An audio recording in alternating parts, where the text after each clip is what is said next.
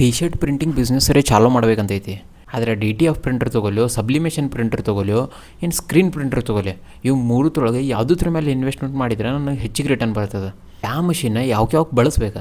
ಈಗ D T F ತೊಗೊಂಡ್ರೆ ಯಾವ ರೀತಿಯಾದಂಥ ಪ್ರಿಂಟ್ ಆಗ್ತದೆ, ಸಬ್ಲಿಮೇಷನ್ದಾಗ ಯಾವ ರೀತಿಯಾದಂಥ ಬಟ್ಟೆ ಮೇಲೆ ಪ್ರಿಂಟ್ ಆಗ್ತದೆ, ನಿಮ್ಮ ತಲೆಗಿರುವಂಥ ಇವೆಲ್ಲ ಡೌಟ್ಸನ್ನು ಇವತ್ತು ಕ್ಲಿಯರ್ ಮಾಡಿಬಿಡೋಣಂತ. ನೀವು ಕೇಳತ್ತಿರೋಂಥ ಪ್ರಶ್ನೆನೇ ರಾಂಗ್ ಐತಿ.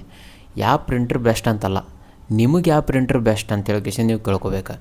ನಿಮ್ಮದೊಂದು ಬಿಸ್ನೆಸ್ ಪ್ಲ್ಯಾನ್ ಇರ್ತದೆ, ಟಾರ್ಗೆಟ್ ಕಸ್ಟಮರ್ ಅಂತ ಇರ್ತಾರೆ. ನಿಮ್ಮ ಟಾರ್ಗೆಟ್ ಕಸ್ಟಮರ್ಗೆ ಯಾವ ರೀತಿಯಾದಂಥ ಬಟ್ಟೆಯನ್ನು ಅವ್ರು ತೊಗೋತಾರೆ ಅಂತ ನಿಮ್ಗೆ ಗೊತ್ತಿರ್ತದೆ. ಎಕ್ಸಾಂಪಲ್ ಕಾಟನ್ ಬಟ್ಟೆನ ಹಾಕೋತಾರೆ ಅಂತ ತಿಳ್ಕೊರಿ, ಅವಾಗ ನಿಮ್ಗೆ ಬೇರೆ ಪ್ರಿಂಟರ್ ಬೇಕಾಗ್ತದೆ. ನೀವು ಸಬ್ಲಿಮೇಷನ್ ತೊಗೊಂಡು ಕುಂದ್ರಕ್ಕಾಗಲ್ಲ.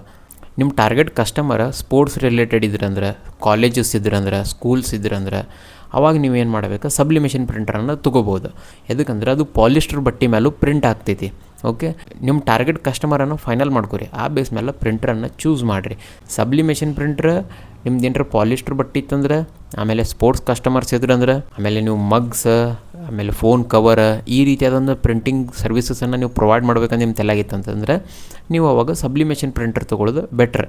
ಅದ್ರ ಮೇಲೆ ಇನ್ವೆಸ್ಟ್ಮೆಂಟ್ ನೀವು ಮಾಡಬಹುದು. ಟಾರ್ಗೆಟ್ ಕಸ್ಟಮರ್ ಏನರ ಕಾಟನ್ ಬಟ್ಟೆಯನ್ನು ಹಾಕೋತಿದ್ರಂದ್ರೆ, ಬೇಸಿಕಲಿ ಕಾಟನ್ ಟಿ ಶರ್ಟನ್ನು ಹಾಕೋತಿದ್ರಂದ್ರೆ, ಫ್ಯಾನ್ಸಿ ಪ್ರಿಂಟೆಡ್ ಟಿ ಶರ್ಟ್ಸ್ಗಳನ್ನು ಹಾಕೋತಿದ್ರಂತಂದ್ರೆ ಅವಾಗ ನೀವು ಡಿ ಟಿ ಎಫ್ ಪ್ರಿಂಟರನ್ನು ತೊಗೋಬೋದು. ಡಿ ಟಿ ಎಫ್ ಪ್ರಿಂಟರ್ ಮುಖಾಂತರ ನೀವು ಕಾಟನ್ ಬಟ್ಟೆ ಮೇಲೂ, ಕಾಟನ್ ಟಿ ಶರ್ಟ್ಸ್ಗಳ ಮೇಲೆ ನೀವು ಪ್ರಿಂಟಿಂಗನ್ನು ಮಾಡ್ಬೋದು. ಎಕ್ಸಾಂಪಲ್ ನಾನು ನಿಮಗೆ ಇಲ್ಲಿ ತೋರ್ಸಾತಿರ್ಬೋದು, ಇಲ್ಲ ಎಲ್ಲರೂ ಬರ್ತಿರ್ತೈತಿ ನೋಡಿರಿ. ಈ ರೀತಿಯಾದಂಥ ಪ್ರಿಂಟಿಂಗನ್ನು ನೀವು ಮಾಡ್ಬೋದು ಡಿ ಟಿ ಎಫನ್ನು ಬಳಸ್ಕೊಂತ. ಡಿ ಟಿ ಎಫ್ ಪ್ರಿಂಟಿಂಗನ್ನು ನೀವು ಮಾಡ್ಬೇಕಂತಂದ್ರೆ ಇನ್ವೆಸ್ಟ್ಮೆಂಟ್ ಒಂದು ಸ್ವಲ್ಪ ಹೆಚ್ಚಿಗೆ ಬರ್ತದೆ. ಸಬ್ಲಿಮೇಷನ್ದಾಗ ಇನ್ವೆಸ್ಟ್ಮೆಂಟ್ ಕಡಿಮೆ ಬರ್ತದೆ. ಓಕೆ, ಅದು ಮತ್ತು ಜಲ್ದಿನೂ ನೀವು ಕಲಿಬೋದು ಸಬ್ಲಿಮೇಷನ್ ಪ್ರಿಂಟಿಂಗನ್ನು.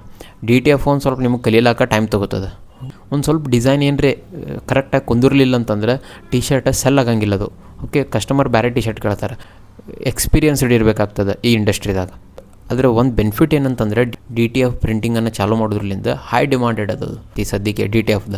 ಬಲ್ಕ್ ಆರ್ಡ್ರ್ ಇದ್ದು ಅಂದರೆ ಕಾಲೇಜ್ ಕಡೆಯಿಂದ, ಸ್ಕೂಲ್ ಕಡೆಯಿಂದ, ಸ್ಪೋರ್ಟ್ಸ್ ರಿಲೇಟೆಡ್ ಬಲ್ಕ್ ಆರ್ಡ್ರ್ ಇದ್ದು ಅಂದರೆ ನೀವು ಸ್ಕ್ರೀನ್ ಪ್ರಿಂಟರ್ ಕಡೆ ಹೋಗ್ಬೋದು. ಓಕೆ, ಅದ್ರ ಮೇಲೆ ಇನ್ವೆಸ್ಟ್ಮೆಂಟನ್ನು ಮಾಡ್ಬೋದು. ಇನ್ವೆಸ್ಟ್ಮೆಂಟ್ ಹೆಚ್ಚಿಗೆ ಹತ್ತೈತಿ, ಆದರೆ ಪರ್ ಪ್ರಿಂಟಿಂಗ್ ಕಾಸ್ಟ್ ಏನೈತಲ್ಲ ಕಡಿಮೆ ಬರ್ತೈತಿ. ನಿಮಗೆ ಹೈ ಪ್ರಾಫಿಟು ಸಿಗ್ತೈತಿ. ಎದಕ್ಕಂದ್ರೆ ಬಲ್ಕ್ ಆರ್ಡರ್ ಬಂದಿರ್ತೈತಲ್ಲ ಅದ್ರ ಸಂಬಂಧ. ಒಂದು ಸಲ ಥಿಂಕ್ ಮಾಡಿರಿ. ನಿಮಗೆ ಮೂರದ್ರ ಬಗ್ಗೆನೂ ಕ್ಲಿಯರಾಗಿ ಇನ್ಫಾರ್ಮೇಷನ್ ಸಿಕ್ಕೈತಿ. ಇನ್ನು ನಿಮಗೆ ಡೀಟೇಲ್ಡ್ ಬೇಕಂದ್ರೆ ಹೇಳ್ರಿ, ಕಮೆಂಟ್ ಬಾಕ್ಸ್ನಾಗ ಕಮೆಂಟ್ ಮಾಡಿರಿ, ಮಾಡೋಣಂತ ವೀಡಿಯೋ. ಓಕೆ, ನಿಮ್ಗೆ ಏನಾರ ಡೌಟ್ಸ್ ಇದ್ದರೂ ಕಮೆಂಟ್ ಮಾಡಿರಿ. ಓಕೆ, ಮುಂದಿನ ವೀಡಿಯೋ ಸಿಗೋಣ. Bye friends.